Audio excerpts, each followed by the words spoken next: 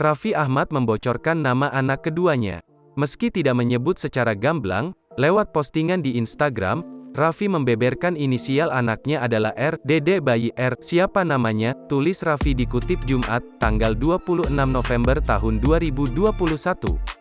Dari foto yang dibagikan, Raffi terlihat tengah menggendong anak keduanya itu. Pada postingan tersebut, sang presenter tak lupa mengungkapkan rasa bahagia dan syukurnya. Dia juga meminta doa untuk istri dan buah hatinya yang baru dilahirkan. Tambah lagi jagoan papa di Andara.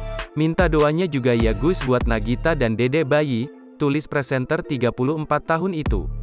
Sontak, postingan ini pun banjir ucapan selamat dari netizen. Diberitakan sebelumnya, Nagita Slavina melahirkan anak kedua hari ini di RSIA Bunda Jakarta. Nagita melahirkan bayi berjenis kelamin laki-laki secara caesar tepat pukul 8.36 waktu Indonesia Barat. Jangan lupa subscribe, share, komen, dan like ya!